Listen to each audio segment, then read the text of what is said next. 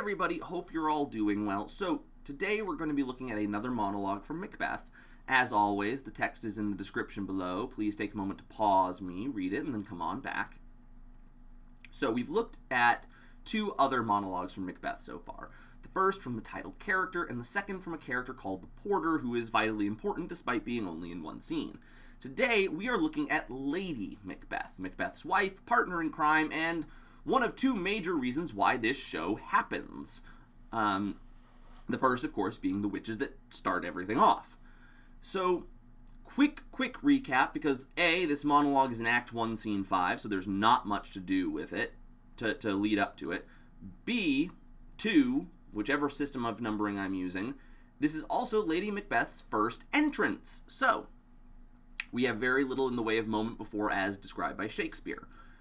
So, what we do know up to this point as an audience is that these witches came and told Macbeth, hey, you're going to be Thane, which is a Scottish lord, of this new place that you're not currently Thane of, and then you're going to also become king eventually.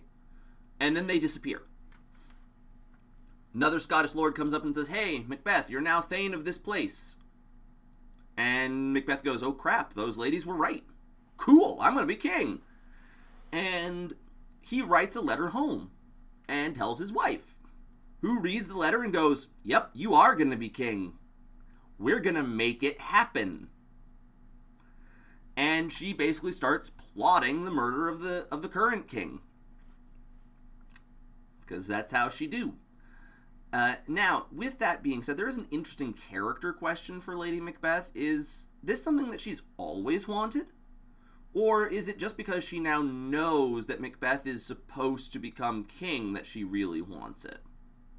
And that's a question you really could talk about with your director and other things to try and figure that out. So this monologue, in and of itself, the first half of it is her reading this letter that Macbeth has sent home that explains what we as the audience have already seen, but is her way of finding and understanding it. And then it goes into her response, where she goes, all right, you're going to be king, but you are too nice a guy to get it done quickly. You would wait until Duncan died of natural causes, and his sons perished tragically or of natural causes before you became king. You would, wait. We ain't gonna wait, buddy. And I think this is kind of the driving force, and for Lady M, this is the first thing we see of her is this scheming. So you actually don't know what she's like when she's not scheming, which is rather interesting to me. Anyway, like I said, this is going to be a quick one because there's not much to catch up on. We've already done Macbeth 3 times, and here we go. Let's read a letter. They met me in the day of success, and I have learned by the perfectest report they have more in them than mortal knowledge. When I burned in desire to question them further, they made themselves air, into which they vanished. While I stood wrapped in the wonder of it, came missives from the king, who all hailed me Thane of Cawdor, by which title before these weird sisters saluted me and referred to me in the coming on of time with Hail, King that shalt be. This I have thought good to deliver thee, my dearest partner of greatness, that thou mightest not lose the dues of rejoicing by being ignorant of what greatness is promised thee. Lay it to thy heart, and farewell. Glamis thou art, and Cawdor, and shalt be what thou art promised. Yet do I fear thy nature is too full of the milk of human kindness to catch the nearest way.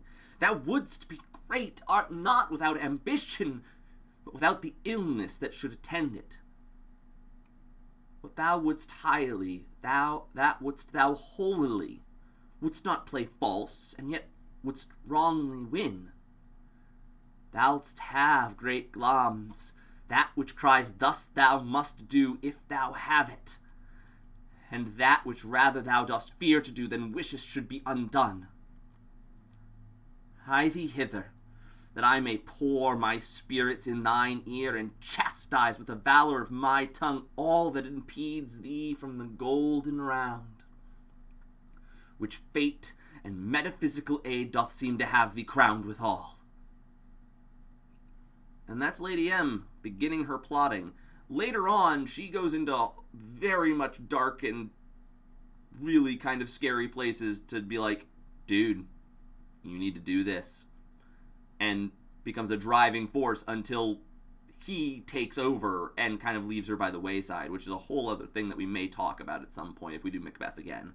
Anyway, I hope you all have a wonderful rest of your day and a wonderful rest of your day, and we'll see you again tomorrow. Bye.